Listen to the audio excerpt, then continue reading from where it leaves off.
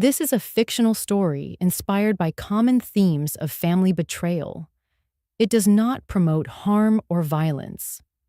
If you're dealing with abuse, seek help from professionals like elder abuse hotlines. No real events or persons depicted. The champagne glass slipped from Evelyn's hand the moment she hit the floor. My son-in-law's mother was convulsing on the polished wood, foam collecting at the corners of her mouth. Guests gasped. Someone screamed for help. But all I could think was this: that glass was meant for me. I had raised it just minutes earlier, smiling as any gracious hostess would. After selling my lakefront estate for $22 million, it felt only right to toast a lifetime of work.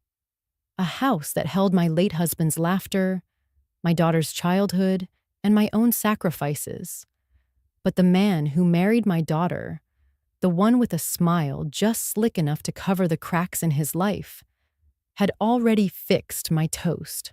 Mark, my son-in-law. He had insisted on organizing this retirement party. "Kathleen, you've worked too hard not to celebrate," he said, pressing, charming, convincing. His voice could win over most people. It never fooled me. That night, as music played and the lake reflected the glow of lanterns outside, I caught him at the drinks table. His movements were too careful, too deliberate. A vial appeared between his fingers, no larger than a travel perfume bottle. He poured it into the glass he knew I always used, the one with the tiny chip along the rim. A flaw I never minded because my late husband Frank once teased me for refusing to throw it away. To anyone else, it was just a glass. To me, it was memory. To Mark, it was a target. So when he offered the flute with a smile, saying, "Mother, you deserve this," I took it. I even thanked him. And I waited. I waited until he turned his back to flash his Rolex at a neighbor, until laughter rose high enough to cover the clink of glass. Then I switched mine with Evelyn's, setting it quietly by her purse. Evelyn, kind but distracted, reached for the nearest drink without noticing the chip at the rim. She raised it to her lips, trusting her son more than anyone in the room. 5 minutes later, she collapsed. That is how my story begins. Before I take you further, let me pause for just a breath.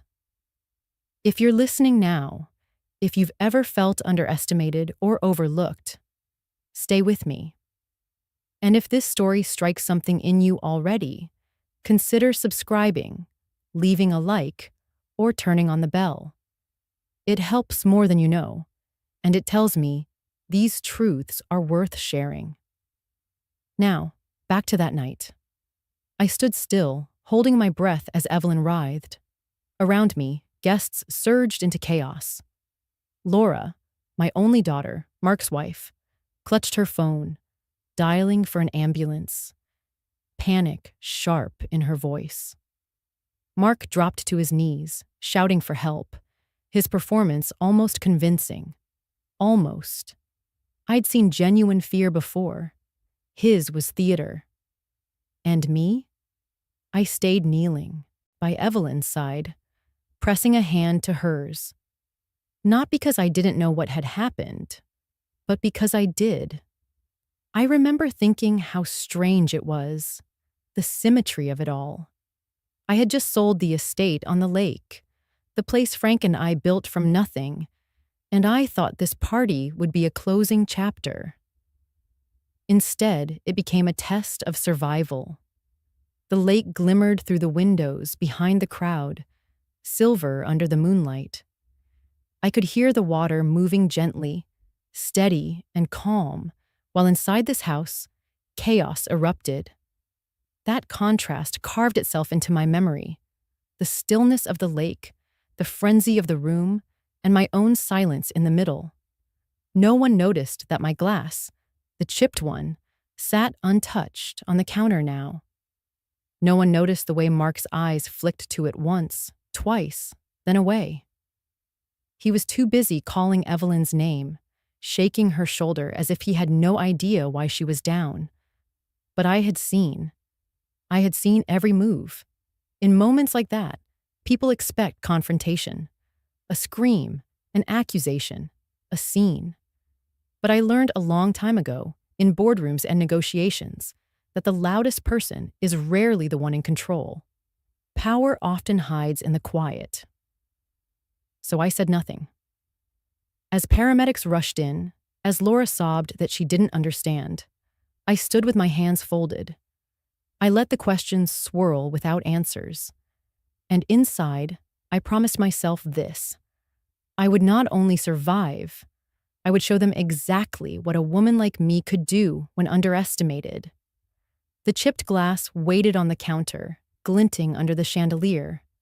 A memory, a weapon, a reminder. That was the beginning. I suppose it is time I tell you who we all are, because without knowing the players, you cannot understand the game that was unfolding around me. My name is Kathleen Moore. I am 68 years old, a widow for nearly 2 decades. Frank, my husband, passed away suddenly, leaving me with a daughter to raise and a small consulting firm that everyone assumed would collapse without him. Instead, I carried it on my back, piece by piece, until it grew into something worth $22 million. That was the value the buyer placed on my lakefront estate, the heart of my life's work. People sometimes describe me as graceful or polite, but beneath the surface I am stubborn, deliberate, and, if I am honest, a little proud. You do not survive decades in a world designed for men without a spine of steel. My daughter, Laura, is my softest spot. She was just a girl when her father died. I did everything to shield her, to keep her world intact. Laura grew into a woman of gentle honesty, the kind who wants to believe the best in everyone. She teaches at a local school, reads novels by the lake, and once told me she never wanted to be rich, just safe, just loved. She married Mark 10 years ago, and though I never said it out loud, I worried from the start. Mark, my son-in-law, knows how to fill a room. He has the kind of smile that photographs well, the handshake that lingers a second too long, the voice that convinces investors to write checks they probably shouldn't. He calls himself a real estate developer. In truth, his projects fail more often than they succeed. Debt clings to him like smoke. But Laura loves him. She insists he is just unlucky, that his time will come. When she looks at him, she sees a husband. When I look at him, I see hunger. Not the hunger that builds, the hunger that consumes. Then there is Evelyn, Mark's mother. She has lived in her son's shadow for so long, she almost disappears in his presence. A small woman with nervous hands, always apologizing for taking up space. She tends to sit quietly at gatherings, smiling politely while conversations swirl past her. People forget she is there. Mark never forgets. He simply overlooks her. And that is why what happened to her at my party was so chilling. If I had not switched the glasses, no one would have noticed the detail of a chipped rim or a mother reaching absent-mindedly for the nearest drink. She was never meant to be the center of the story. Yet fate, or perhaps justice, pushed her into it. My granddaughter, Sophie, is the light I hold on to. Laura and Mark's daughter, 16, clever, observant. She carries a notebook everywhere, scribbling poems, questions, fragments of her world. She once asked me, "Grandma, how do you know when someone is lying?" I told her the truth. You watch the pauses between their words, not the words themselves. Sophie is old enough to notice cracks in her parents' marriage.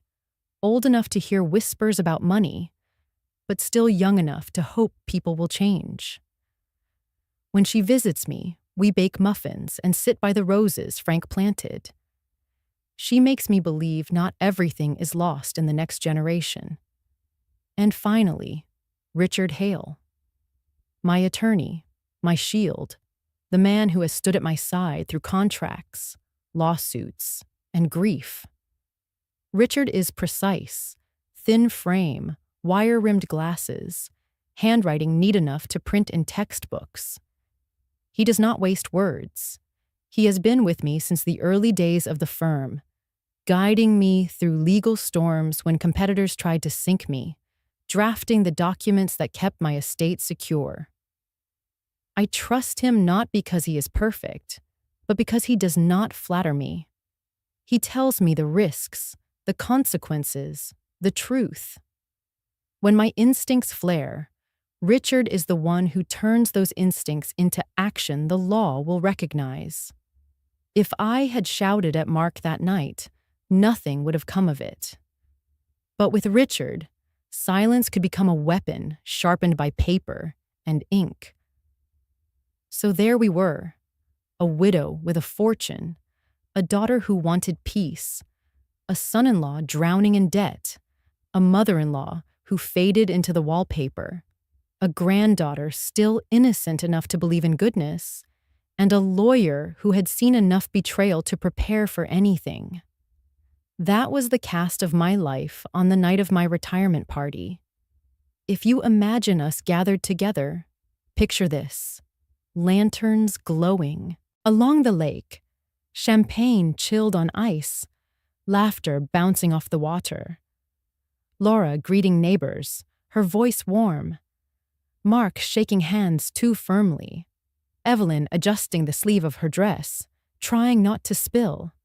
Sophie leaning against the railing, sketching faces in her notebook. And me, standing in the middle, holding a glass with a chip no one else noticed, watching everything. That was the scene before the fall. That was the family before one glass tipped and shattered the illusion. Lanterns laced the terrace like a necklace of small moons, their reflections stitched light across the lake. Inside, a piano app murmured old standards.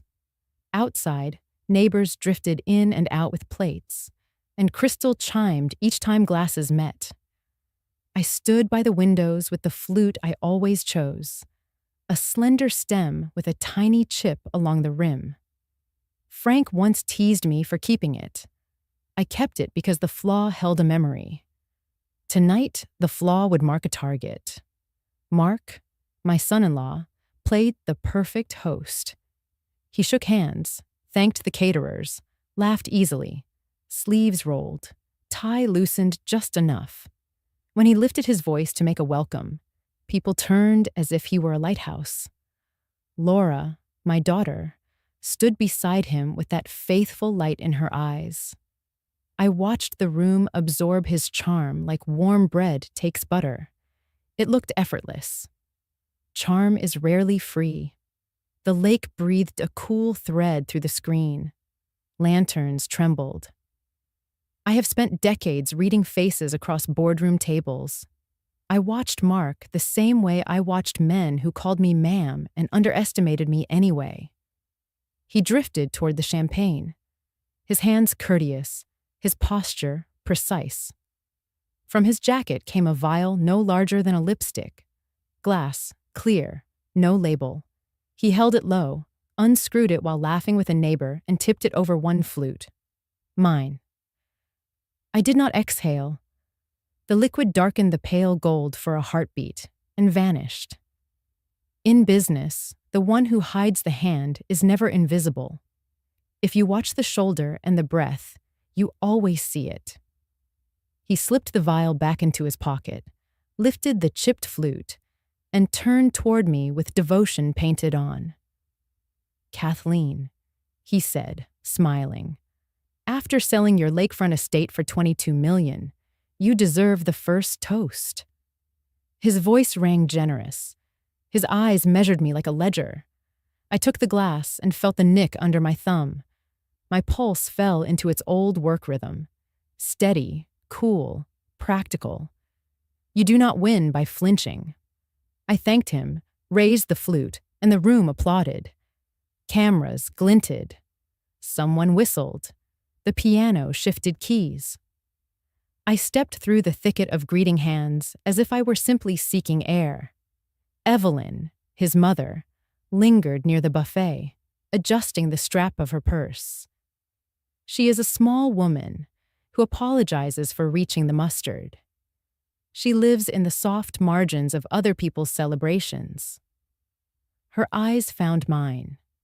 She smiled the way women smile when they are trying not to be in the way.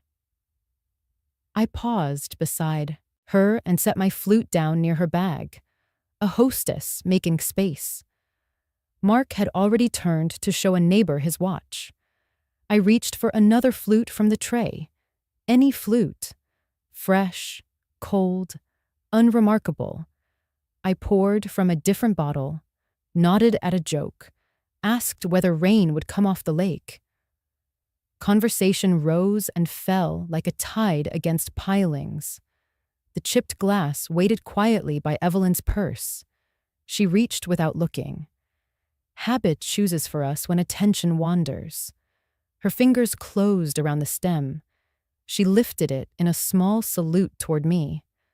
"Thank you, Kathleen," she said, as if I had given rather than removed. She tasted the champagne. Bubbles caught the lantern light. The lake laid a silver band beyond the windows. I folded a napkin under a sweating pitcher. I asked a neighbor about his grandson's baseball team. Power is not the loudest voice at a party. It is the person who knows when to be still. Mark found me a minute later. I held a different flute. A flicker crossed his face, a quick stutter in the eyes. Then his smile returned as though nothing had slipped. He lifted his hands for quiet. "The MC of my life. Ladies and gentlemen," he began, and the room hushed by agreeable degrees. He told a story about grit and legacy, about the little firm that refused to die. He named sacrifice and called me an inspiration. Cameras pivoted. Guests turned. Laura squeezed my hand. I kept my gaze on the table. The chipped flute rested there again, a truth in plain sight. Evelyn touched her chest and smoothed the fabric at her collarbone. She set the glass down and rubbed her wrist as if a bracelet had grown too tight. No one watched her. They watched the man with the microphone and a future he needed me to finance. The lake kept time against the dock. A soft knock, steady as a clock in another room. "Kathleen," Laura whispered. "Your father would be proud." I thought of Frank rinsing cups at this window, of the afternoon he laughed at the chip and told me a woman could honor a flaw and still serve fine wine. I pressed my thumb to the new flute's smooth rim and said, "Thank you." I shifted half a step toward the glass. The moon threw a road of silver across the water. The lanterns shivered. The piano found a bridge I used to hum while drying dishes. Mark's sentences rounded a corner into the part where he invites the room to raise their glasses. I did not raise mine. I stood still and let the story run around me. Evelyn's eyes searched the air as if reading a word she could not pronounce. I counted my pulse and kept breathing. The chipped glass caught the light and returned it like a signal only I could read. This is how quiet looks when it decides to fight. No shouts, no scene, only a woman who refuses to look away. I stayed ready. Evelyn's knees buckled first.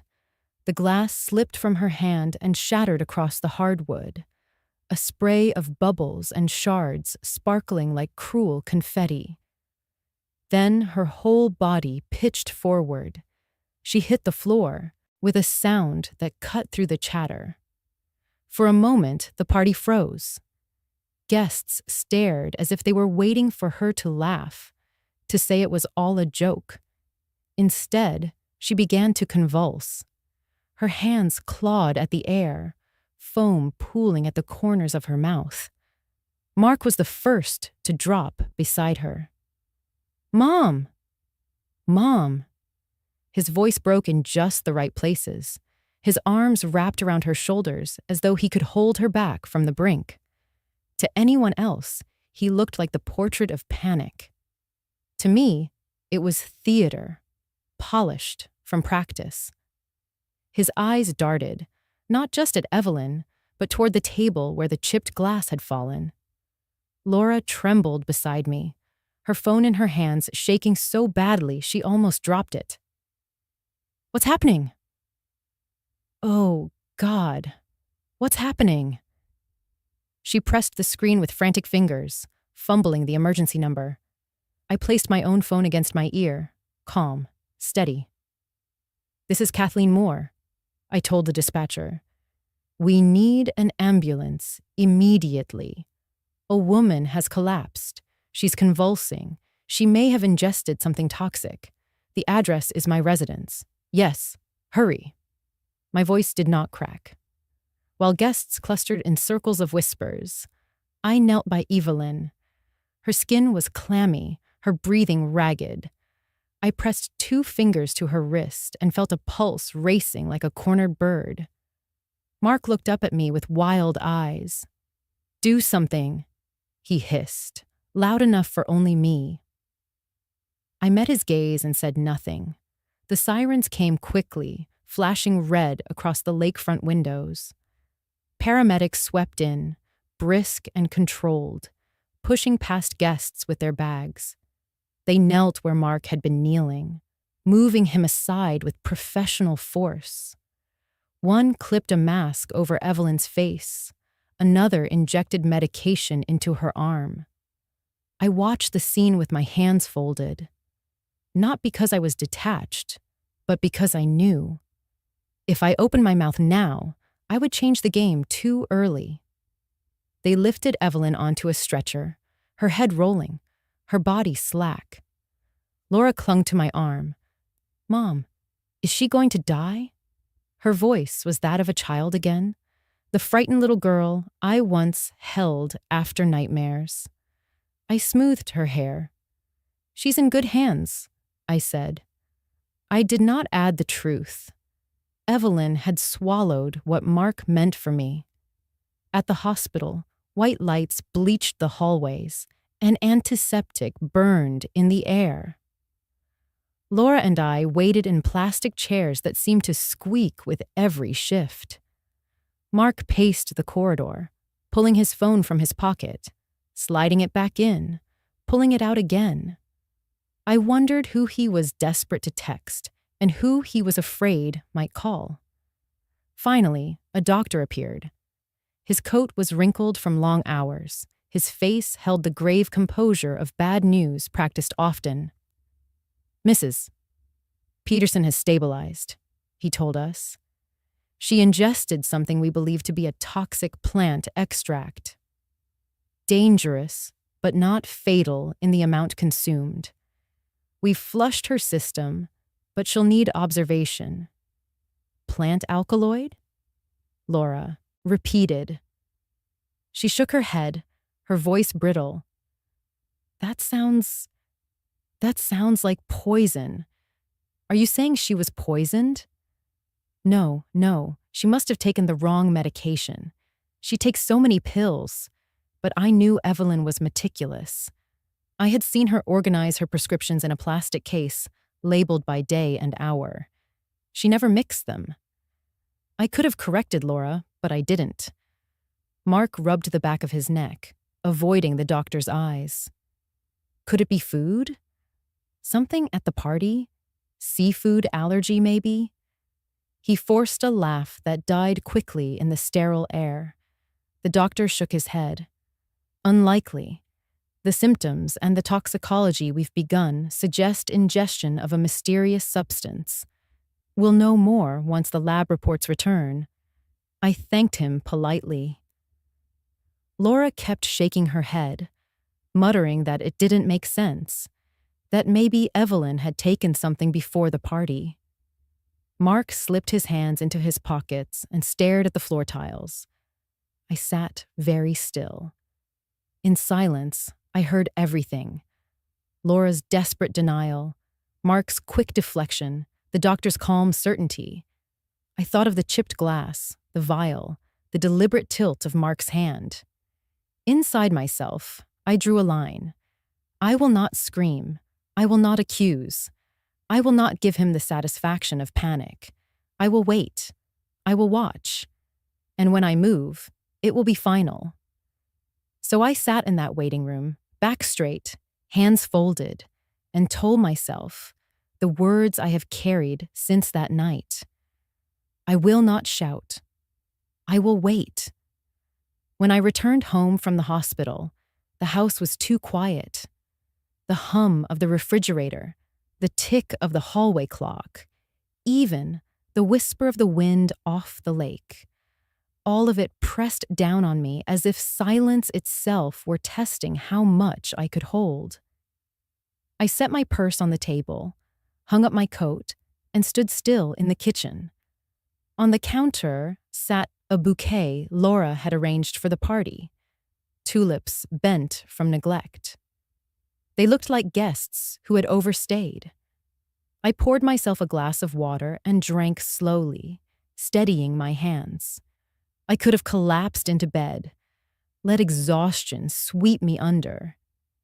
Instead, I walked into Frank's old study, now mine. The desk still bore a faint scratch from when Sophie, at 6 years old, carved her initials into the wood. I opened the drawer and pulled out a thick envelope of stationery. If ever there was a night for truth, it was this one. I began to write. Frank, tonight I saw our daughter's husband try to kill me. He thought he was careful, but I watched.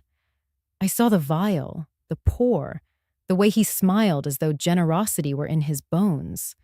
I switched glasses. Your memory, the small chip you once teased me for keeping, saved me. Evelyn drank instead. She nearly died. I called for help while Mark pretended panic. He thinks I am blind. He has forgotten who I am. The words came quickly, ink scratching in the stillness.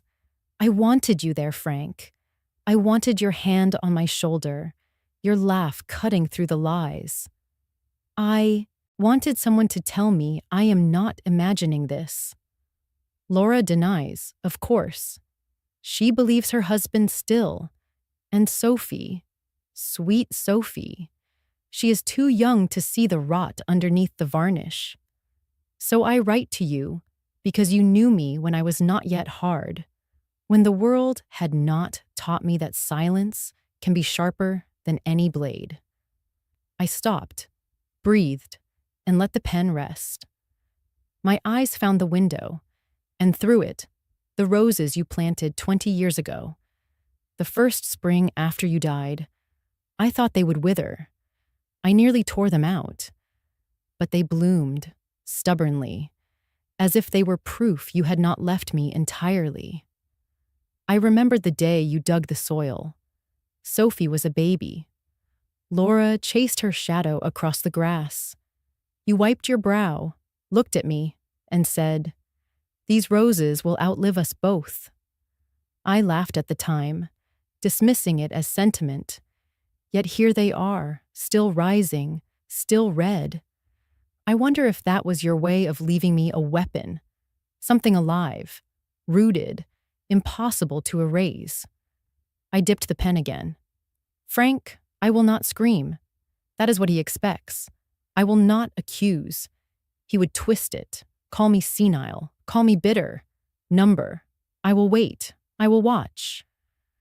And when the time comes, I will move with precision, just as you taught me when we negotiated that first impossible contract. Do you remember? You said the trick was letting the other man think he had already won. Tonight, Mark believed I was finished.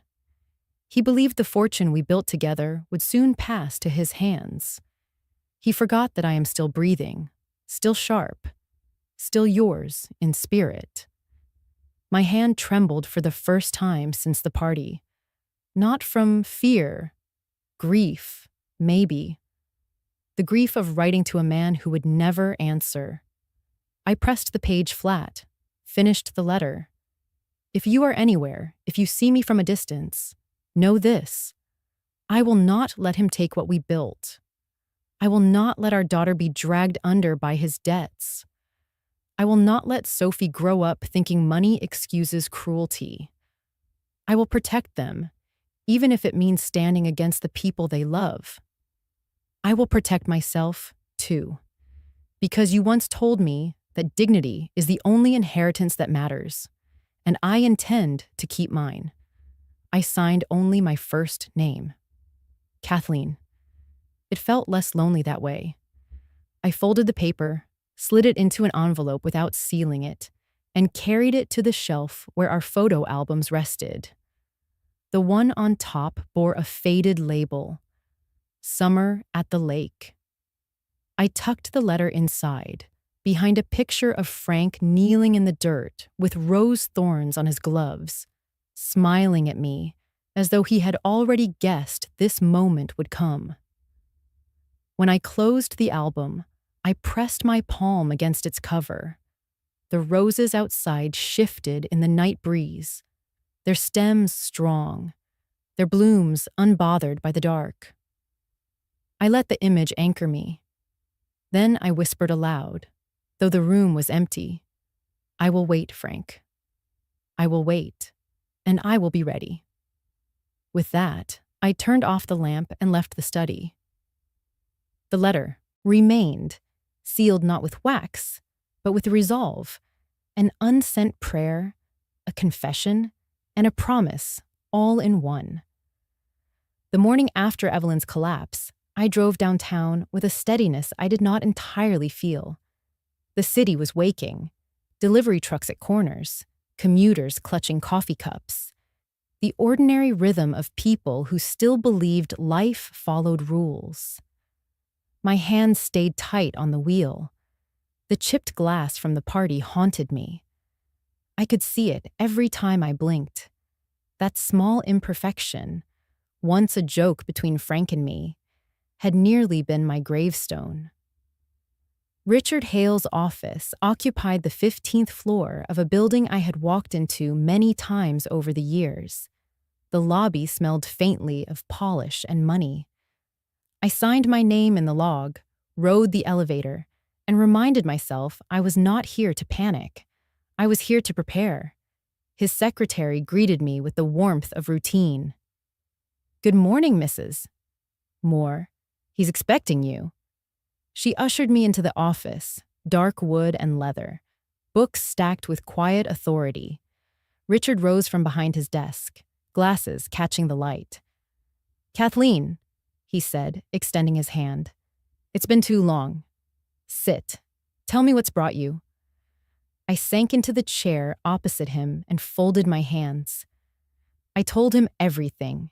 I told him about the party, about the vial in Mark's hand, about the glass with the chip, about Evelyn collapsing on my floor. I told him about the hospital, about the doctor mentioning plant alkaloids, about Laura's frantic denial, about Mark's deflections. I did not embellish. I simply laid out the facts like documents on a table. Richard listened without interrupting, though I could see his jaw tighten at certain points. He scribbled a few notes, underlining once, then twice. When I finished, the room was quiet, except for the hum of the city through the windows. He set down his pen. "You're certain about what you saw?" he asked. "As certain as I am that I'm sitting here," I replied. He leaned back, steepled his fingers, and let out a slow breath. "Then we have to assume two things. First, that your son-in-law has already tried to remove you. Second, that he will try again, and not necessarily in the same way."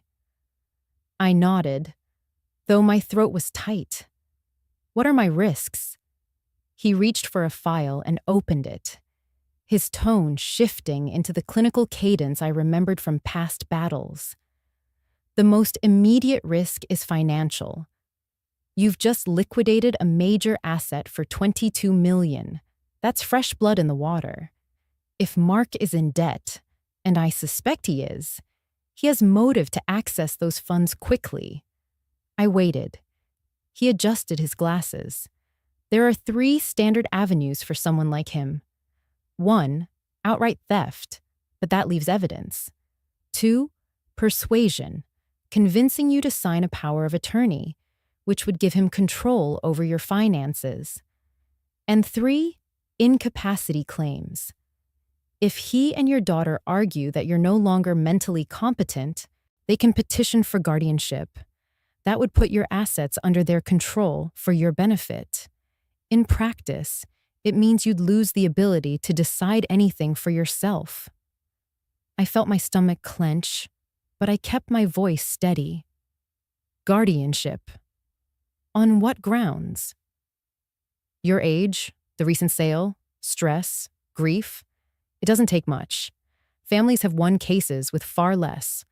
All they need is a cooperative psychiatrist to declare you unfit. Once that happens, the court steps in. You'd be assigned a guardian, likely your daughter or son-in-law, and every financial and medical decision would be theirs. If they want to move you to a nursing facility, they can. If they want to liquidate your assets, they can. I thought of Mark showing me brochures for Sunset Hills, his tone syrupy with concern. I thought of Laura clutching my hand, whispering, "Mom, it's safer for you there." My chest tightened with something between rage and grief. Richard's eyes narrowed. Has he suggested a nursing home already? Yes, I said quietly. He brought paperwork. He said it was for my safety. That fits, Richard replied. Isolate you in a facility. Surround you with staff who'll write notes about confusion or forgetfulness. Build a paper trail. Then bring in a psychiatrist to certify what they've already staged. Once you're declared incompetent, every choice is theirs. The silence in the office stretched. I pressed my hands together, nails biting into my palms. So they want to strip me of my dignity while I'm still breathing. Richard looked at me steadily. Then we take precautions now.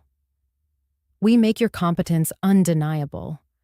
We create a fortress of paperwork so tight that even if they try, the law will be on your side. For a long moment, I said nothing. I watched the traffic move far below, people carrying briefcases, cars sliding through green lights.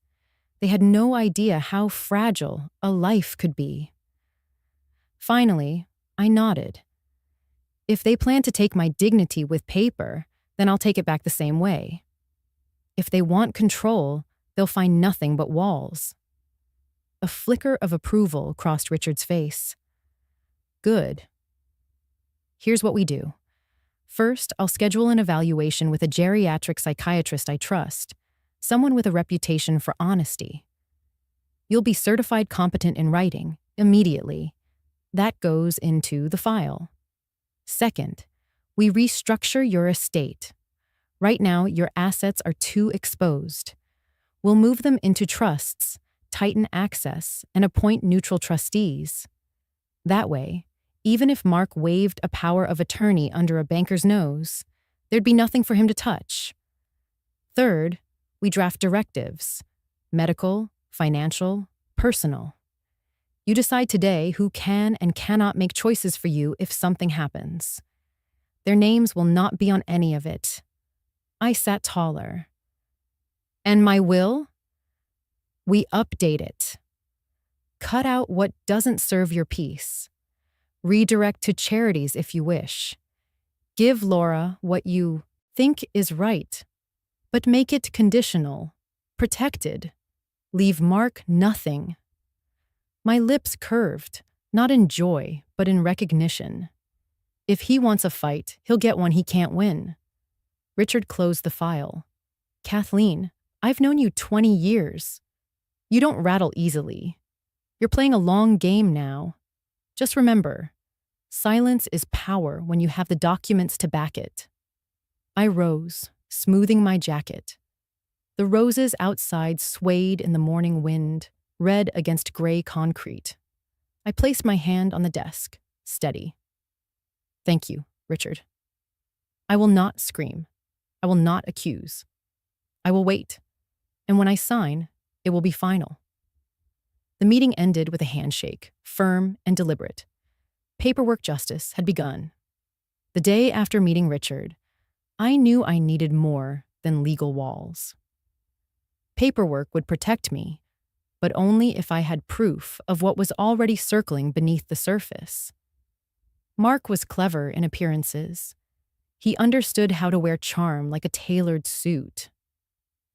What he underestimated was my memory of running a business in a world that tried daily to bankrupt me. Men like him always left trails. You just had to hire the right eyes to follow them.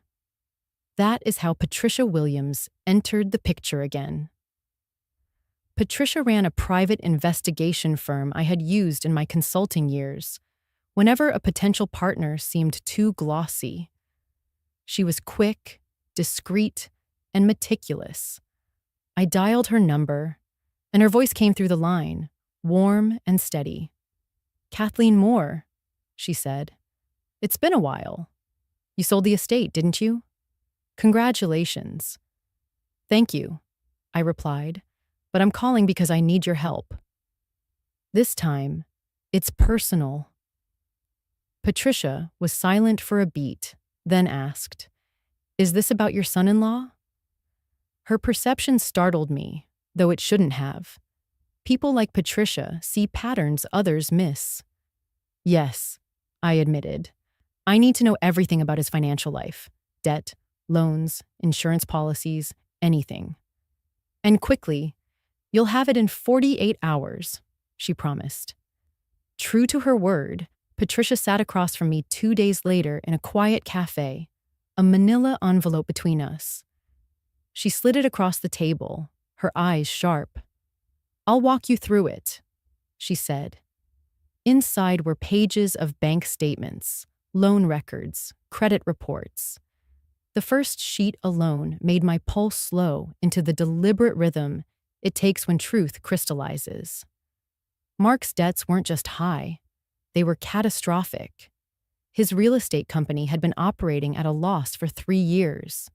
2 mortgages on their house, both behind on payments. Credit cards maxed out, with balances over $80,000. "They're robbing Peter to pay Paul," Patricia explained. "Credit cards to cover other credit cards, lines of credit tapped out. It's a cycle that only ends in collapse."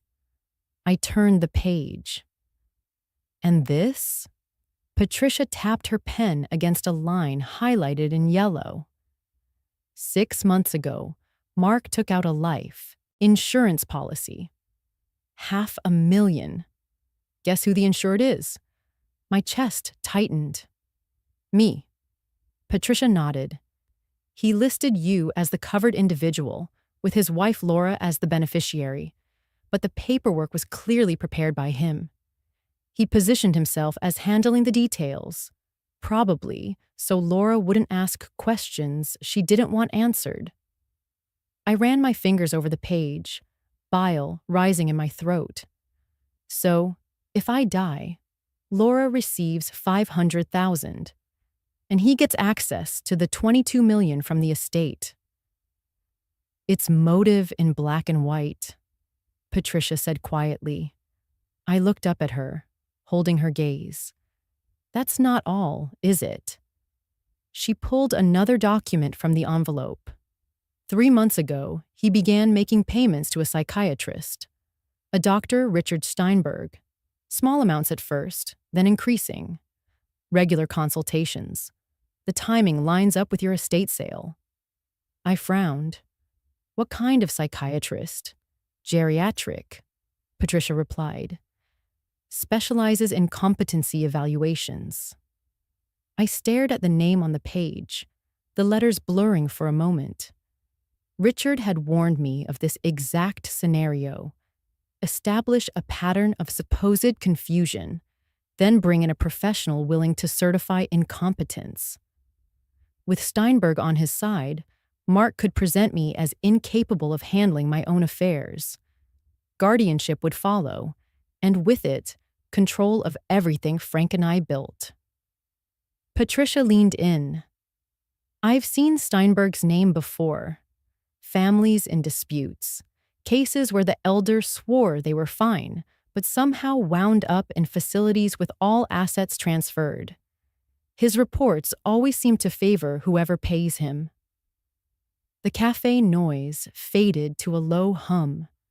I thought of the way Mark had pressed Sunset Hill's brochures into my hands, his voice syrupy with concern. I thought of Laura's trembling insistence that it would be safer for me there. And now this, a psychiatrist already on the payroll, ready to brand me as unfit. They've been planning this for months, I murmured. Not days, not weeks, months. Patricia touched my wrist gently. You're not powerless, Kathleen. You hired me. You already know. That's your strength? I gathered the papers back into the envelope. Thank you, Patricia. You've given me exactly what I needed. Proof. As I drove home, the roses in my front yard caught my eye. Their red blooms glowed against the dark soil, stubborn and alive. I thought of Frank planting them, his hands dirty, his voice light. These roses will outlive us both. I parked the car and sat in the driveway, gripping the wheel. My son-in-law had debts deep enough to drown him, and he wanted to use me as the lifeboat. He had bought an insurance policy on my life, as though I were already dead. He had hired a psychiatrist to erase my competence before I could defend myself. But he forgot one thing. I am still breathing, and I am still watching. Richard would know what to do with this information. Together, we would turn their own strategies against them. If Mark thought paperwork could strip me of dignity, he was about to learn that paperwork could also become a sword. I carried the envelope inside, placed it beside Frank's unsent letter in the album, and whispered to the roses outside the window, "He will not win." The knock came just after noon, 3 soft taps like an apology. On my phone's camera, I saw Evelyn on the porch, small as a question mark, one hand gripping a little purse. I opened the door and stepped back so she could cross the threshold. She would not sit until I asked twice. Even then, she perched on the edge of the chair, knees together, eyes on the window where the roses moved in the breeze. Her lipstick was smudged, and her hair showed the flat line of a hurried scarf. A woman trying to hide inside a tidy version of herself and failing.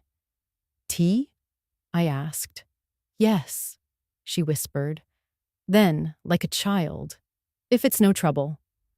I brought chamomile and waited with the patience grief teaches. She cupped the mug in both hands. We sat in quiet until the steam thinned.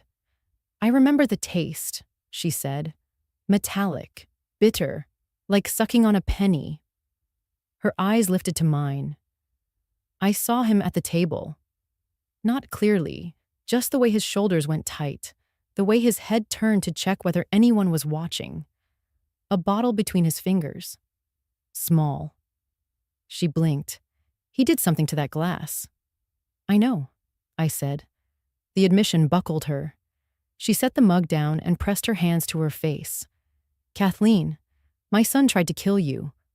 The word son scraped the air. I raised a boy who knew better. But I kept forgiving him for little lies because I was afraid he would leave me. "You do not have to carry his choices," I said. "You are not responsible for what he poured into that flute." She shook her head.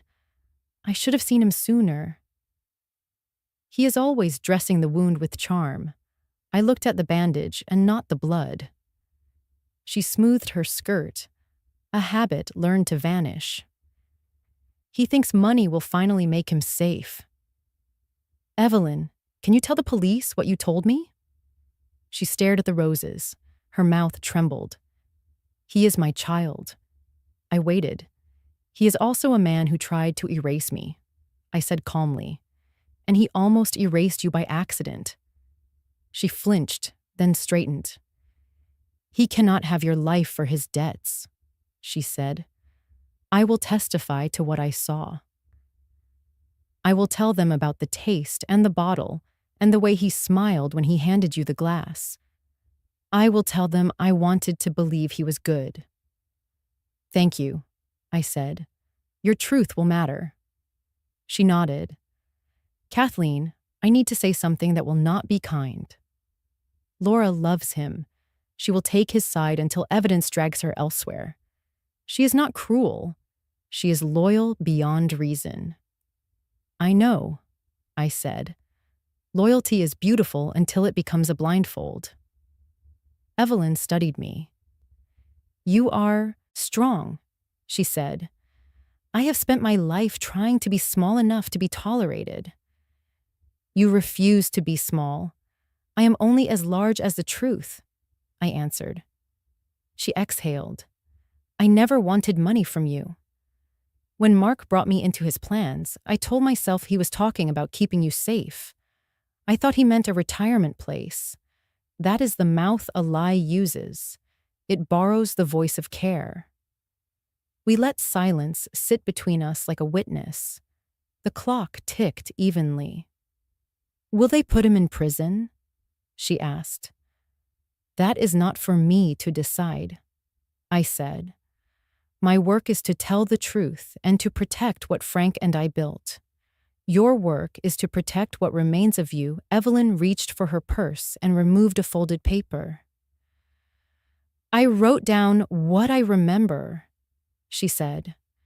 The time he held the bottle, where you were standing, the label on the champagne. I even took a picture of the flute with the chip a few weeks ago because I thought it was pretty. She placed the page in my hands, then a small photograph. The flaw gleamed like a crescent moon. May I keep these? They are yours. Use them. I walked her to the door. At the threshold, she paused. She turned, eyes bright but clear. If they ask whether I love my son, I will say yes. I will also say love is not a shield for harm. I did not know that until today. You know it now, I said. That is enough. On the porch, she stood taller than when she arrived. The wind had freshened. The lake shone pale under the afternoon light.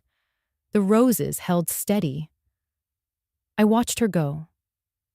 Then I went back inside, slid her statement and the photograph into the album beside my letter to Frank, and closed the cover with my palm laid flat. In every story, there is a woman who decides to stop apologizing. Today, it was Evelyn. Because she stepped forward, I could stay still a little longer, gathering my silence like a blade I would not draw until the law was ready to hold it. They arrived together late in the afternoon, carrying a leather briefcase that looked too heavy for what it held. Mark set it on my dining table with the air of a man delivering salvation. Laura followed, her eyes red-rimmed, carrying a folder tucked to her chest as though it might steady her. Mom, she began softly, we've been thinking about you since the party. About how frightening it was when Evelyn collapsed. What if that had been you? I poured coffee for all of us, though only I drank. The roses outside were just catching the last light, their shadows reaching across the window glass. Mark opened the briefcase. Contracts, brochures, glossy photographs of sunset hills spilled across the wood. It's not a nursing home, he said, as if anticipating my objection. It's a community. Look at this. Private cottages, medical staff on site, cultural programs. You'd have friends, activities, and most of all, safety. Laura placed a hand over mine. Her fingers trembled. Mom, please. I can't stop thinking about what might happen if you were alone and something went wrong. I don't want to lose you. Her tears caught me off guard. My throat ached with the weight of loving her, even when her loyalty bent toward the wrong man. I'm fine here, I said gently. No, Mark interrupted, his tone smooth. You think you're fine. But safety isn't about how you feel. It's about preparation. If you had collapsed that night, who would have called for help? Who would have been here?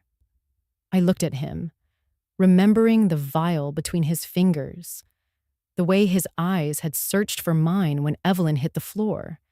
He had the nerve to cloak attempted murder in the language of care. Laura's tears slid faster. Mom, it isn't about control. It's about love. We need you with us. We can visit all the time. Sunset Hills is only 20 minutes away. Please consider it. She pulled a contract from the folder, pages already tabbed for signatures. Mark slid another across the table. The facility requires a financial disclosure, he said briskly, and a power of attorney on file, just standard practice, so that if something happens, decisions can be made quickly. Nothing unusual. It's for your protection I picked up the document, flipping through. Lines of legal text blurred together. I recognized the broad strokes immediately, sweeping authority over bank accounts, investments, property. With one signature, they would have access to everything Frank and I had built. Laura squeezed my hand harder. Mom, please don't be angry. I want you safe. My heart ached for her. She wasn't lying. She believed him, believed the glossy brochures and his honeyed assurances.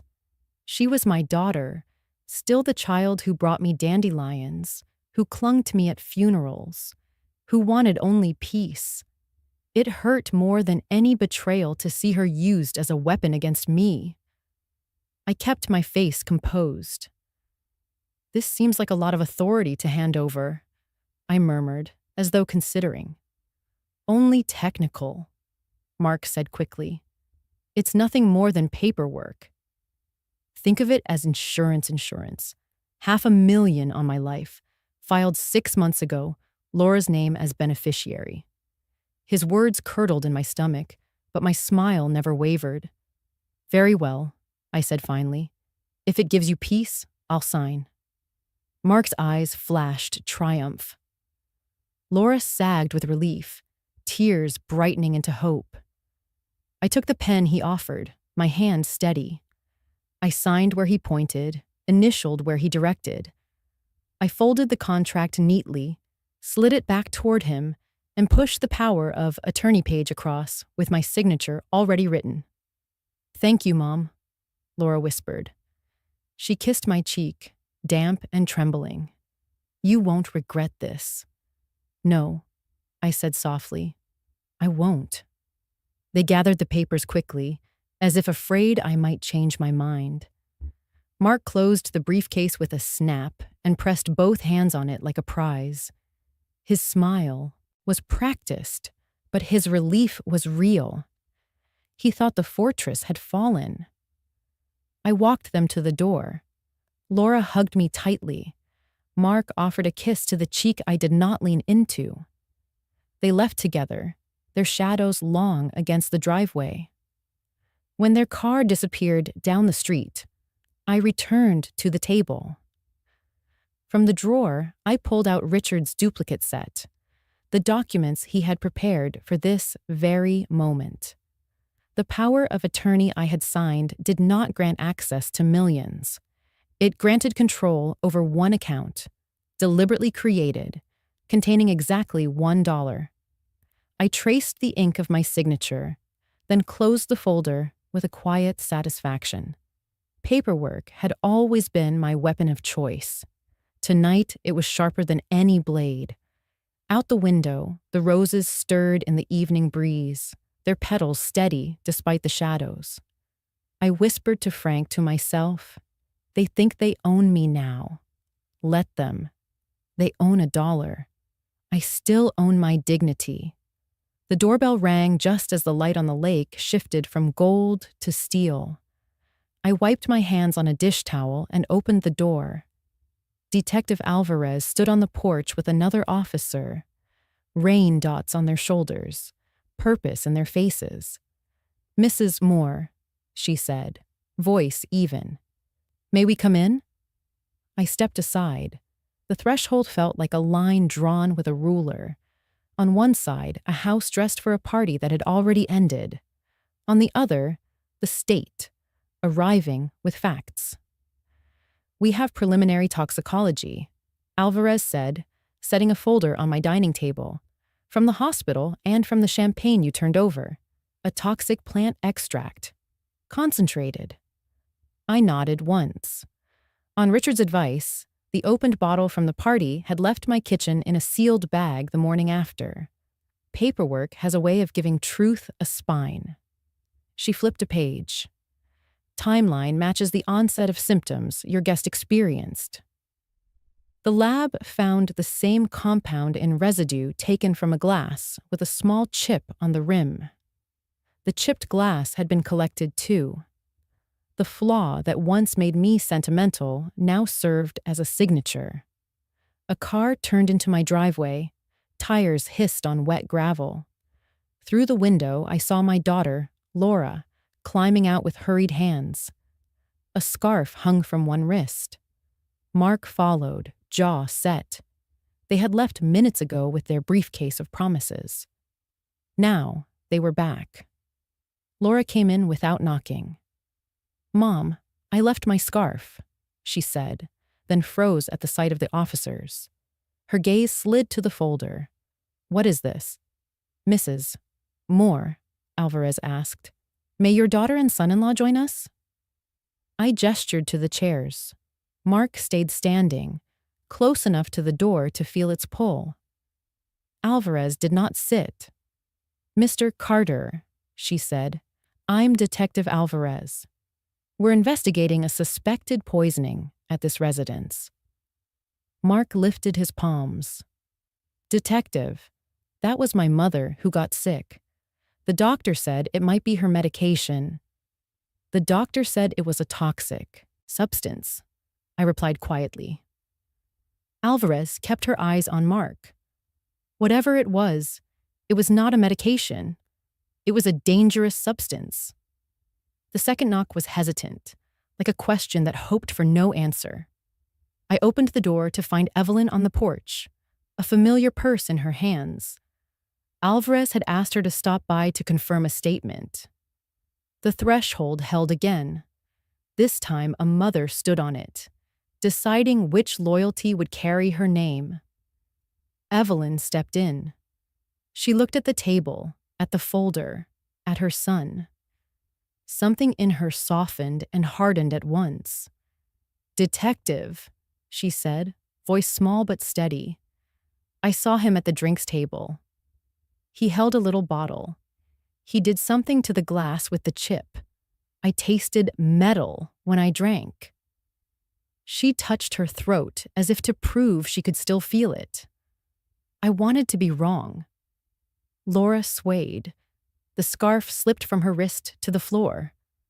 "Mark," she whispered. Her eyes searched his face for the version of him she'd always believed. "Tell me you didn't." Mark's laugh came too fast, too bright. "Mom's confused. Everyone's confused. Why would I poison my own mother? Why would I hurt Kathleen? Look at me, Laura." "This is absurd." Alvarez opened the folder to a photograph, a lab report clipped to it. A mysterious substance in the champagne, the same mysterious substance in your mother's blood. Witness statement, video timestamp from the party, showing your position at the table. Her tone did not rise. It did not need to. Mr. Carter, we have a warrant to search your vehicle and your home. Laura sank into a chair as if the floor had given way. She turned her face toward me, eyes wet, and for a heartbeat I saw the child who once hid in my skirts during storms. Mom, she said, voice breaking, I thought you were too hard.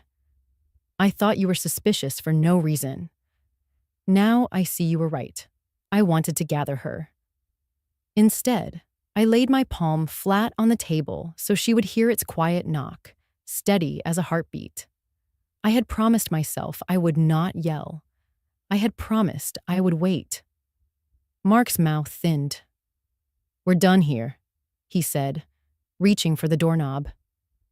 Alvarez stepped between him and the exit with the calm of a tide that does not hurry. Mr. Carter, you are under arrest on suspicion of attempted murder. Her partner took his wrists. The cuffs clicked with a finality that felt almost gentle. Laura, Mark called over his shoulder, the charm fraying. Honey, this is a mistake.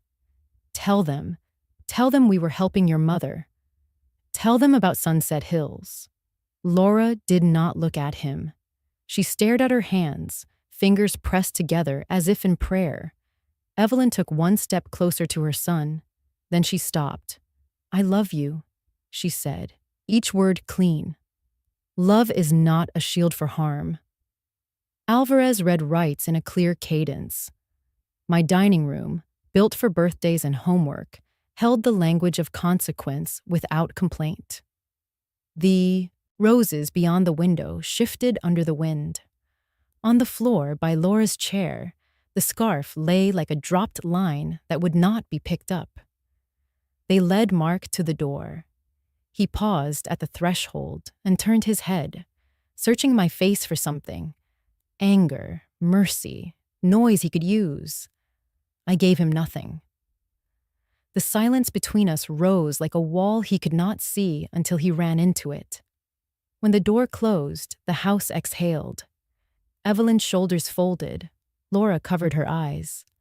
I stayed standing, one hand still on the table, the other at my side. I had said almost nothing. I did not need to. The facts had spoken. The handcuffs had answered. Some verdicts are shouted by juries. Mine lived in the spaces between words, in the line of a door, in a mother who chose truth, in a daughter who finally saw. In my stillness, sharpened by paper, held steady by roses that refused to stop blooming. That night, the house carried silence like a weight. The police cars were gone, their red and blue washed out by rain, but the echo of handcuffs lingered in the walls. I poured a cup of tea, though I barely tasted it, and sat by the roses Frank had planted outside the window. Their petals glistened with drops, holding their shape even after the storm. Laura came back just after 10. She let herself in with her old key, shoulders hunched, hair damp against her cheeks. Her eyes were swollen, her face streaked with grief that clung like smoke. She didn't ask permission. She sat across from me at the kitchen table, hands twisting a tissue until it shredded. Mom, she whispered, I don't know how to live with this. I set my cup down. With what? She looked at me as though the words themselves cut her. With Mark being the man he is. With me not seeing it. With you, almost. Her voice broke. I thought he was protecting you. I thought he loved me. And I let him. She stopped, shaking her head. I feel like I betrayed you. The tissue fell apart in her lap. She pressed her palms against her thighs to still them. I leaned forward, studying my daughter the way I used to study contracts, reading between lines no one wanted to admit existed. Laura, I said softly, you believed him because you wanted to. That is not betrayal. That is trust misplaced. Her eyes brimmed again. But I kept telling you to move to Sunset Hills. I pushed the papers in front of you.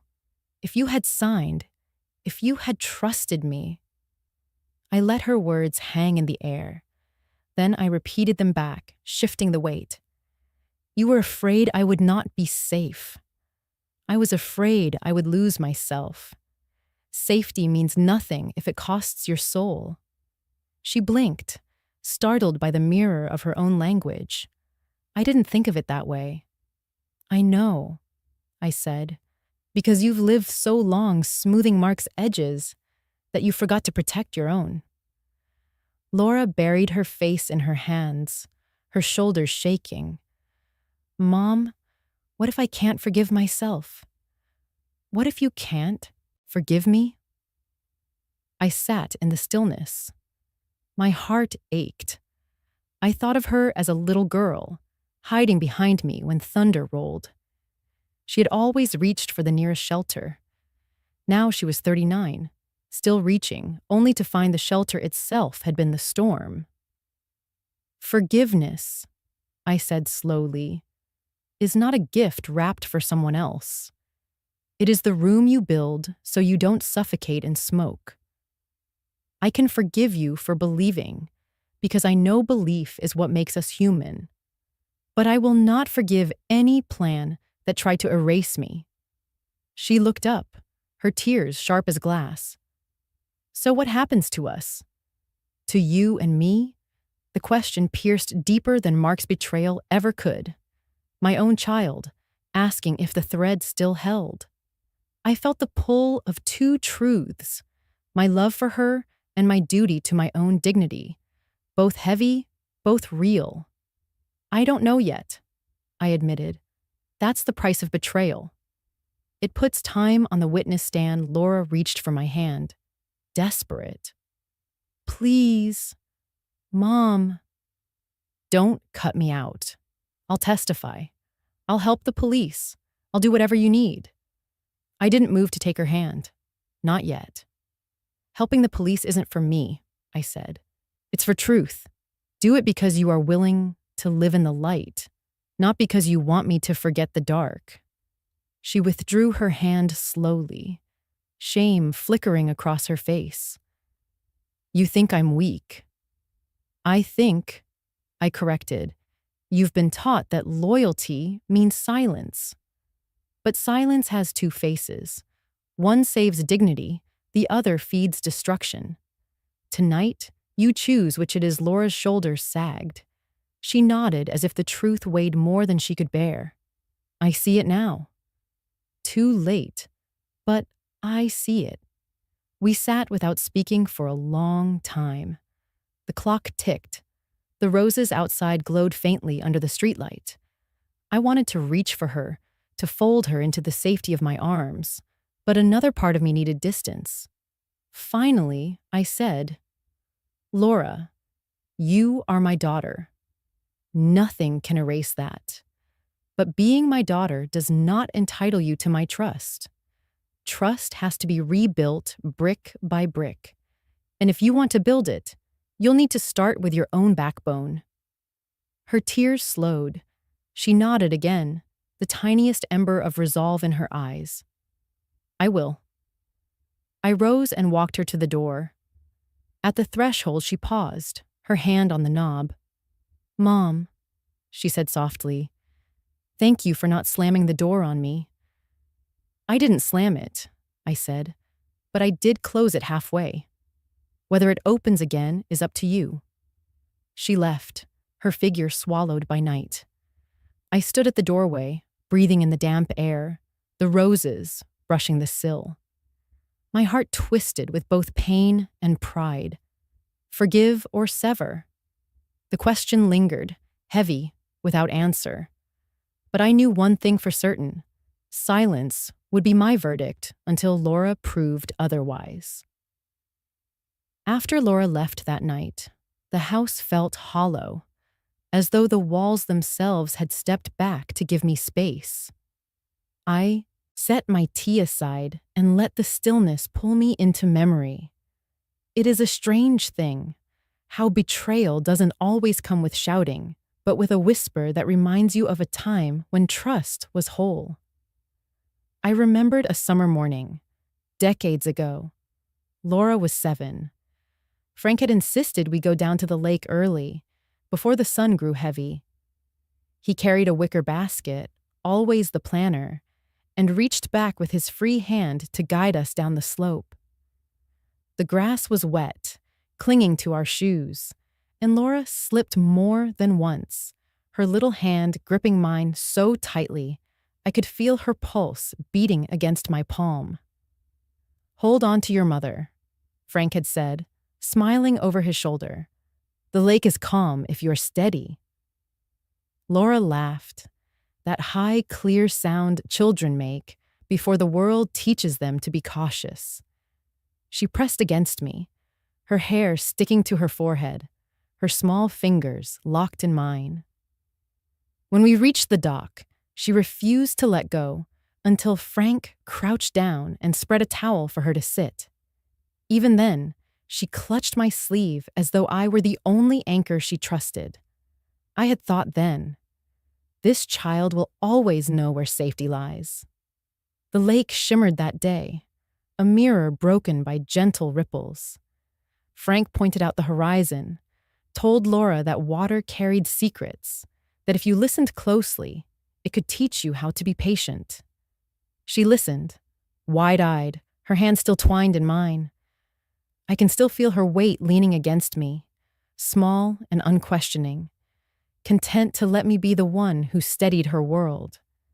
And now, years later, she clung not to me, but to Mark, the man who had looked me in the eye with a vial hidden in his fist, the man who promised her safety while plotting my erasure.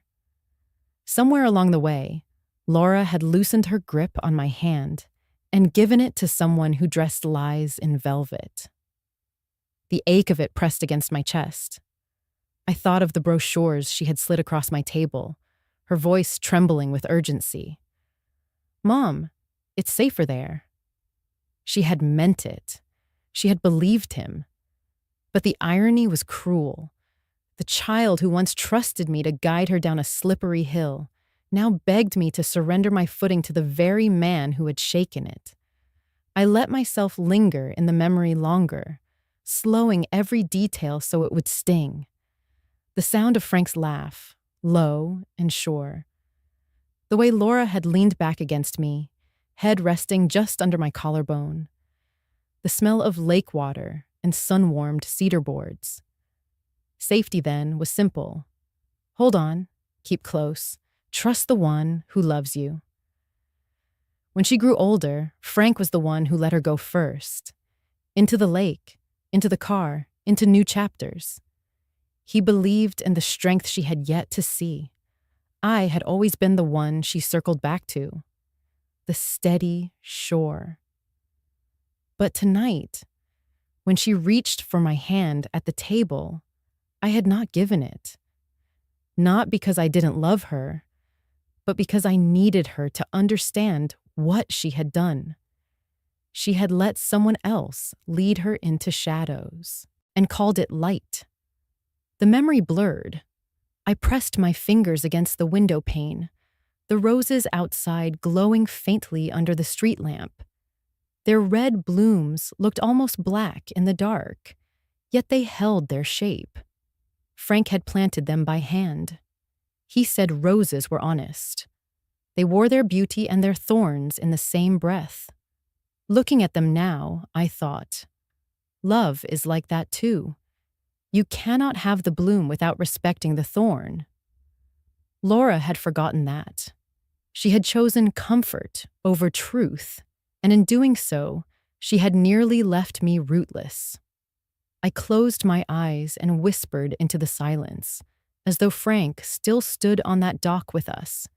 She used to hold my hand. Now she lets him lead. The words broke something inside me. Tears came, slow and hot. Not the kind of tears that beg for comfort, but the kind that carve lines of clarity. I wept not just for betrayal, but for the child Laura once was. the girl who trusted so fiercely, who looked at me like I was the center of her safety. When the tears ebbed, I breathed deep. The memory had done its work. It had reminded me that my pain was not born of hate, but of love stretched thin and frayed. And love, even bruised, still holds power.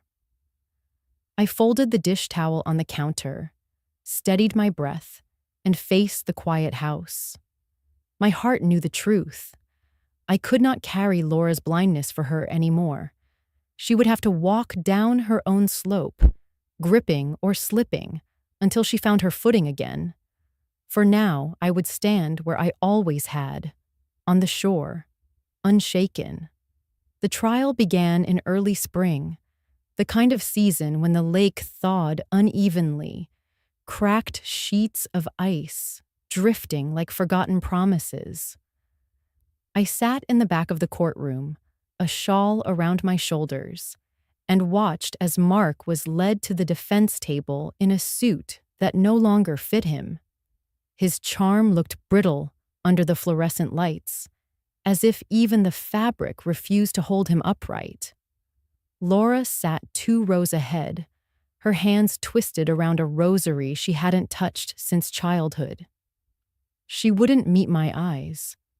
When she did glance back once, it was quick, guilty, as though she feared my gaze might burn. Sophie sat between us, her shoulders tense. 16 is too young to carry that kind of shame. But there she was, face pale, lips pressed together, watching her father avoid accountability until the evidence pinned him like a moth. The prosecutor laid out the facts plainly: the vial, the oleander, the insurance policy, the debt. Evelyn's testimony cut through the room like cold water. When she said, "I saw him at the table with the bottle," I tasted the bitterness myself. Her voice didn't shake. She was finally done shrinking for her son. Mark tried to smile at the jury, the same way he'd smiled at me that night when he pressed the poisoned glass into my hand. But this time, the smile held no weight. Each witness stripped another layer away until nothing was left but desperation. When the verdict came, guilty of attempted murder, Laura crumpled into herself. Sophie laid a hand on her mother's shoulder, but she didn't cry. She only looked at me with eyes too old for her age, as if silently asking, "How do we survive the people we love?"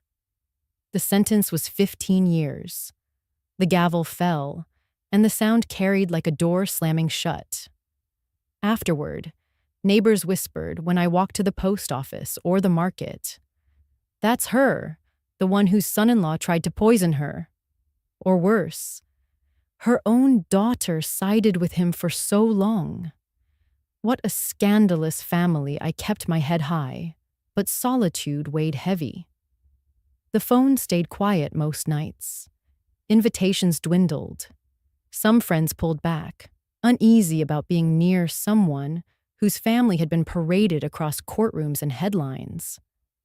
Respectability, I learned, is as fragile as glass, and people fear the shards might cut them too. Laura withdrew from me almost completely. She answered when I called, but her voice carried no warmth. She had lost her husband to prison, her illusions to testimony, and somewhere in the wreckage, she had lost her anchor to me as well. I understood, even as it hollowed me. Sophie visited sometimes after school.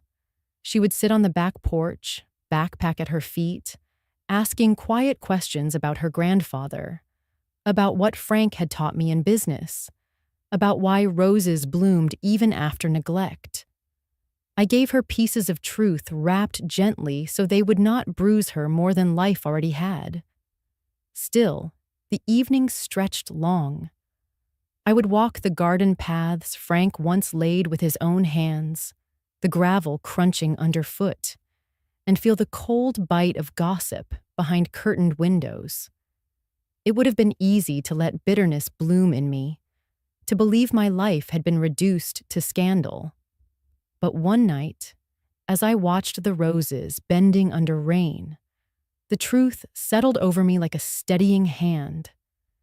Dignity is not granted by courts, neighbors, or even children. It is not something handed over like an inheritance. It is something we hold onto ourselves, stubbornly, like roots gripping soil against storm. Mark had tried to strip it from me with poison and paper. Laura had nearly let him. The town had whispered. Yet here I was, still standing, still choosing to keep my back straight. I lit a candle that night, not for prayer, but as a marker. I set it beside Frank's photograph and whispered aloud, "Dignity is not bestowed. It is carried. Dignity is not bestowed. It is carried." The candle burned low.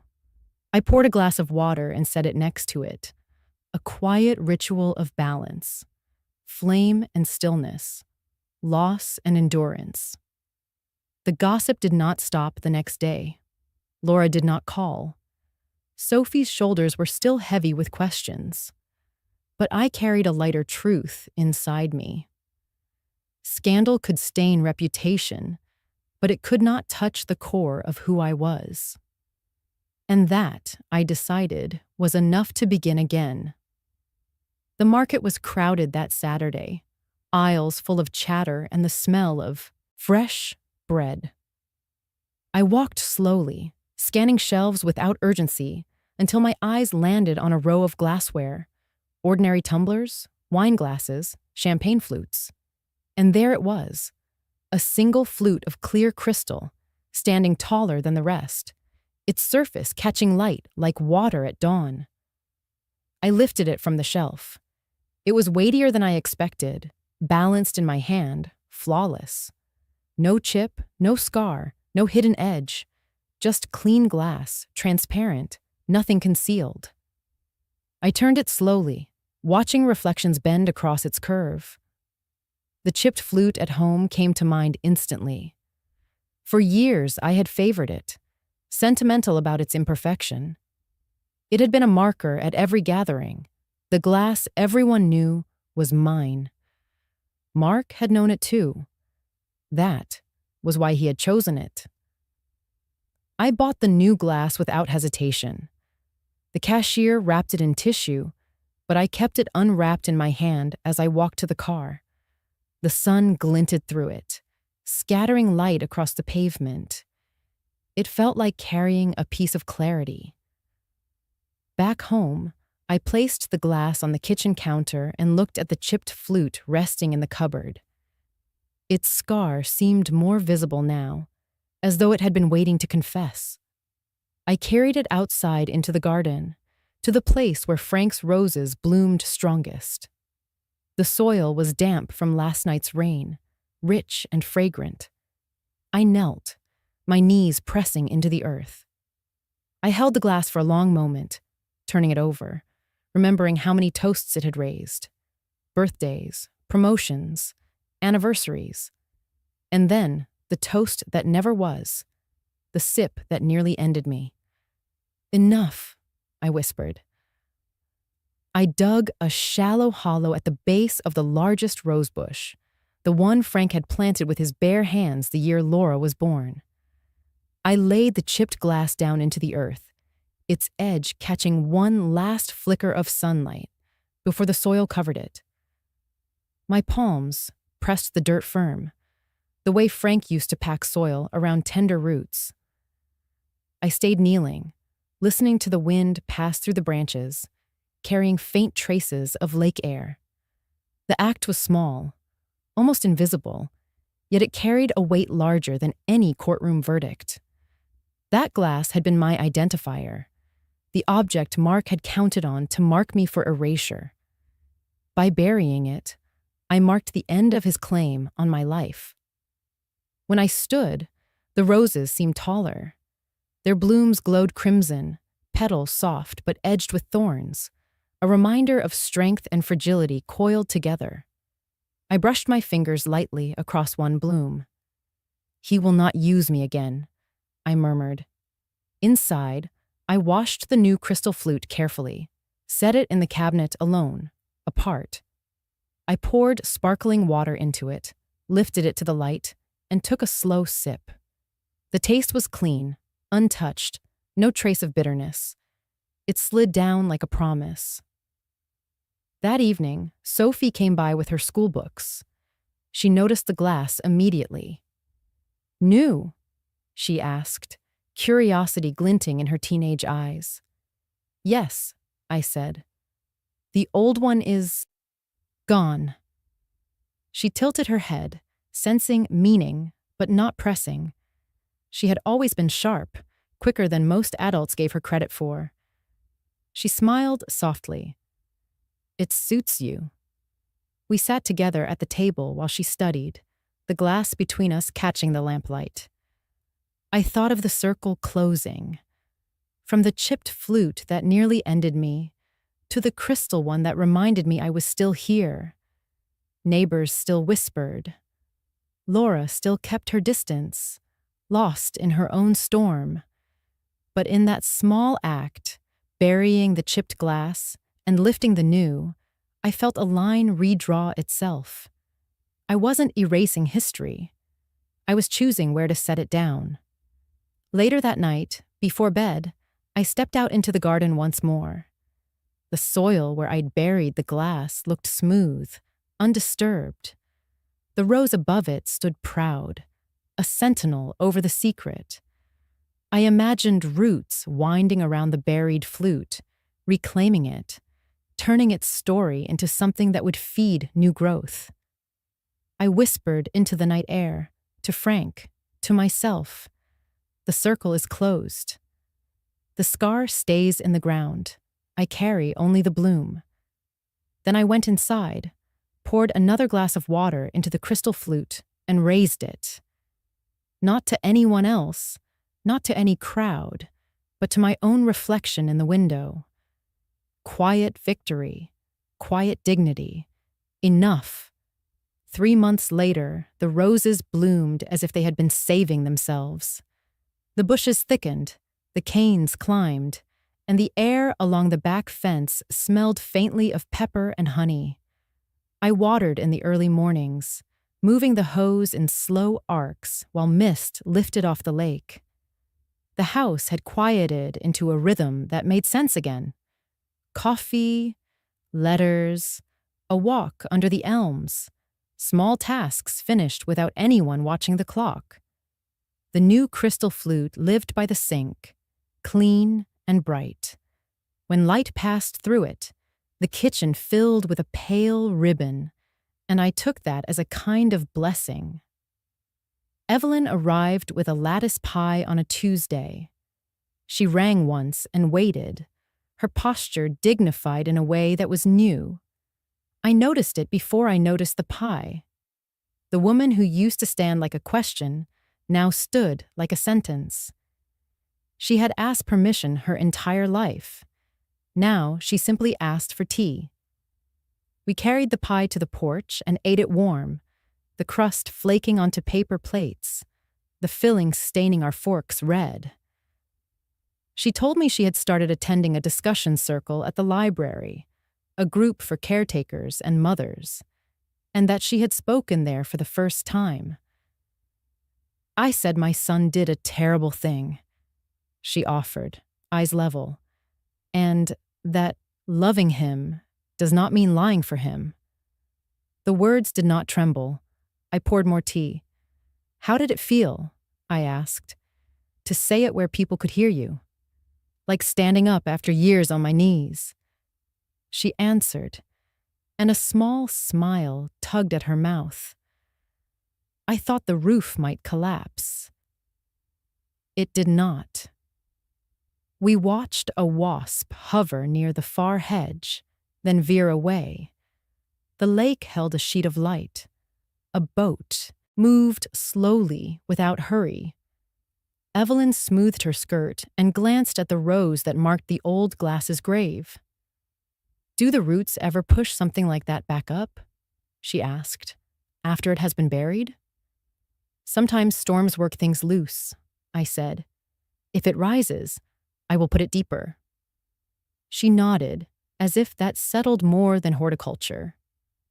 We sat quietly in the kind of silence that is earned, not enforced. Across the table, her hands looked steady. A woman does not become new in one season, but she can repot herself. And I could see that Evelyn had. Late afternoon, Laura texted to ask if she could stop by. Her messages had become careful and brief, like steps on ice. I told her she could come.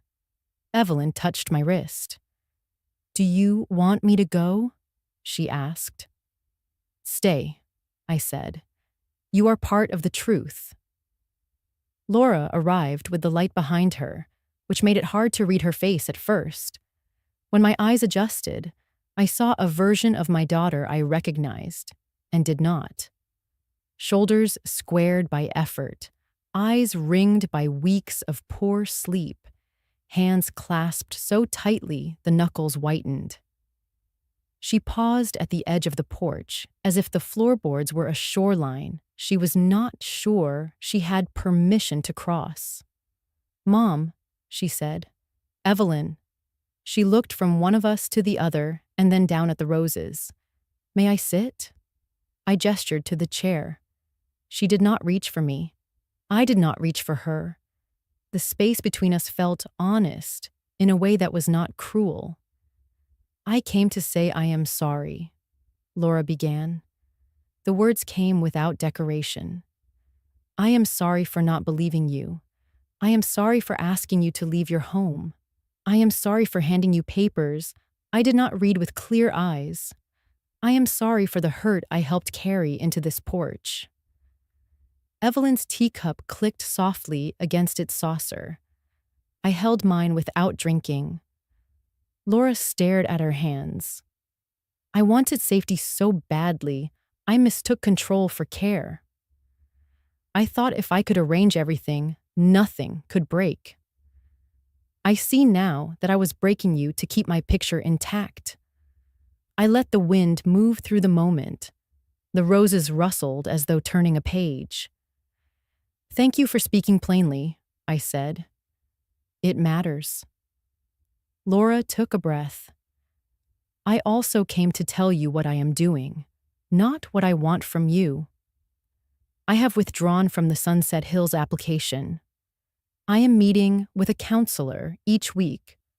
I have started paying the mortgage with tutoring work.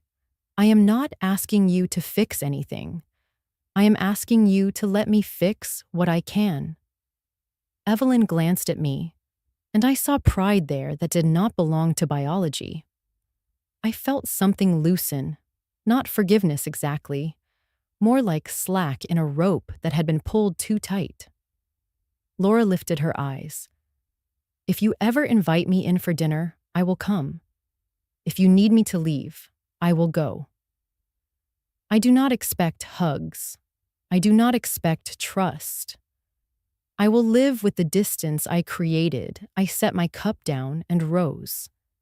At the threshold, I stopped. The exact place where I had once stepped aside for officers and evidence. Boundaries live in wood and hinges as much as they live in the body. I opened the door wide enough for air and light, not wide enough for an embrace. I nodded. Laura's shoulders trembled, then steadied. She nodded back. "Thank you," she said. She turned to Evelyn. "Thank you for telling the truth." Evelyn inclined her head. "Truth does not ask our permission. It only asks our courage." Laura left without looking back. The boards held her weight, then released it. I watched her walk down the path Frank had set with gravel, the stones bright in the sun. When the gate clicked, the porch exhaled. Evelyn and I sat again. We finished the pie, small bites, not needing to fill the air. A cardinal hopped along the fence and scolded a squirrel for getting too close to the feeder. Inside, the crystal flute caught the lowering light and cast a thin blade across the counter. "Two women," Evelyn said, half to herself, who used to apologize for breathing. And here we are, I repeated. I stood to collect the plates. From the porch, I could see the rose over the buried glass lifting its newest bud. It would open tomorrow or the day after. Some closures arrive with gavels, some with nods at doorways, some with a flower that decides this is the day.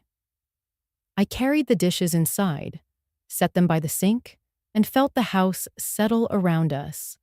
Not smaller, not larger, just right. The letter arrived on a Thursday, tucked between utility bills and seed catalogs. I recognized Sophie's handwriting immediately. Slanted, urgent, the way she wrote when she wanted words to move faster than her thoughts. I carried the envelope inside, sat at the kitchen table with the crystal flute beside me, and opened it with careful hands. "Grandma," it began, "I have news. I've been awarded a full scholarship to study law. I want to tell you why. I want to do this because of you." My eyes blurred before I reached the second line. I took a breath, steadied myself, and kept reading. "I watched everything that happened to you. I watched how people doubted, how even Mom didn't see clearly until it was almost too late. I watched neighbors whisper as though survival was scandal. But you stood tall. You didn't yell. You didn't break. You fought with papers, with roses, with silence that said more than shouting ever could. I want to fight like that, for people who cannot fight for themselves." The words carried me back through months I thought had already been folded away. The courtroom's airless weight, the chipped glass under the soil, Laura's tears on the porch. And now Sophie, writing with the steadiness of someone older than her years. Most of my friends want law because they dream of big firms or politics. I want it because I saw how close you came to losing everything. Not just money, but your name, your independence, your dignity. If it happened to you, it can happen to anyone. I want to defend people like you, so no one else has to bury a glass to reclaim themselves. I pressed the letter against my chest and closed my eyes. Frank's roses nodded outside the window, their petals wide in the morning light. Sophie's voice rose in my head as I read her final lines. "Grandma, you always told me strength isn't about shouting the loudest. It's about knowing who you are and not letting anyone take that from you. I carry that with me. I can be young. I can be learning, but I will never be blind again. You may feel old, but you are not powerless. Because of you, I know neither am I." I folded the letter back into its envelope, then unfolded it again. Some words are not meant to stay hidden. They are meant to be spoken, to echo. I read it aloud, slowly, letting each line fill the kitchen. My voice trembled but did not break. The house seemed to listen. The walls that had carried silence now carried her promise. I imagined her at a desk, pen racing, heart burning with the kind of purpose that no betrayal can dim. A new generation, choosing to build from truth rather than lies. I stood and walked outside to the roses. The soil where I had buried the chipped glass was firm, a bud swelling above it. I read the last sentence again, voice steady. "You may feel old, but you are not powerless." The phrase threaded itself into me, not as flattery, but as fact. I whispered it back into the air, my own vow answering hers. I may be old, but I am never powerless.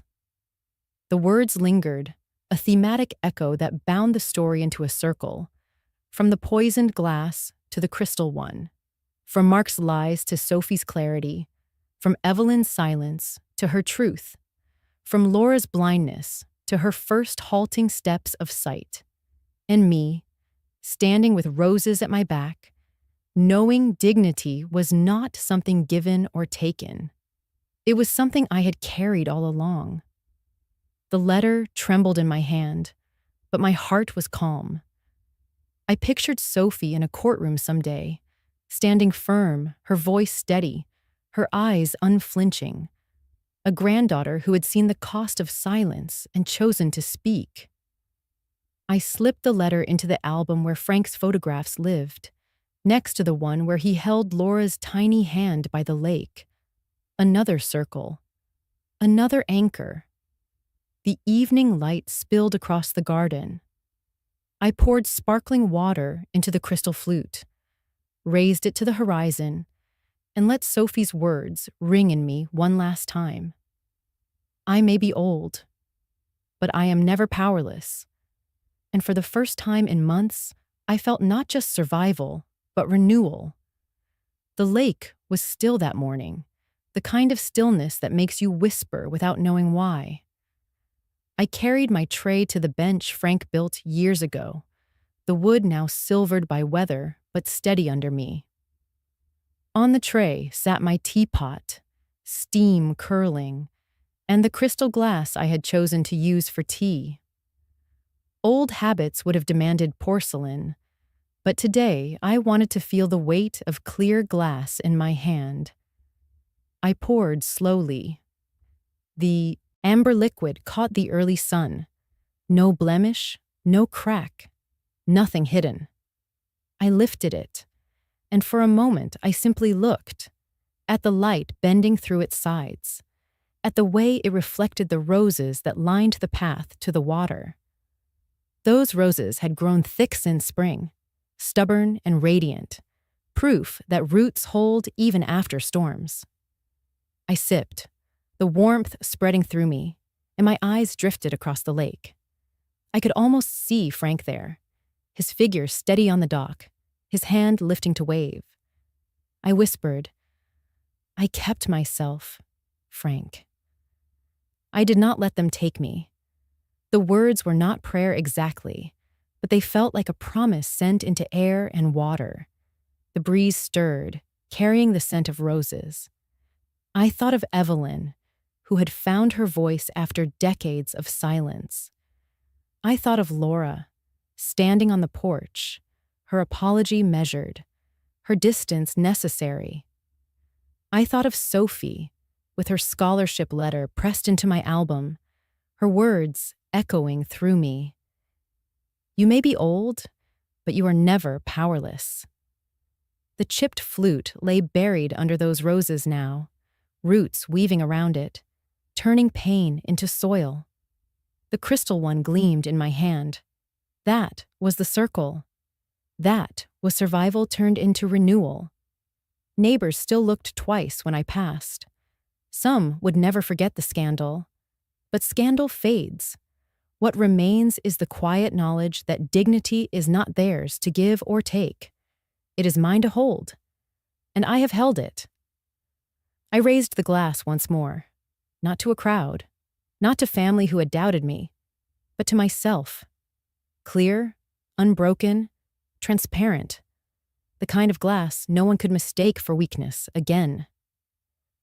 If you've ever been overlooked, I said softly, if you've ever been told your place is smaller than it is, remember this. Silence, when chosen, speaks louder than 1,000 shouts. The lake rippled, as though answering back. Before I close this chapter with you, I want to ask something simple. Where are you watching from?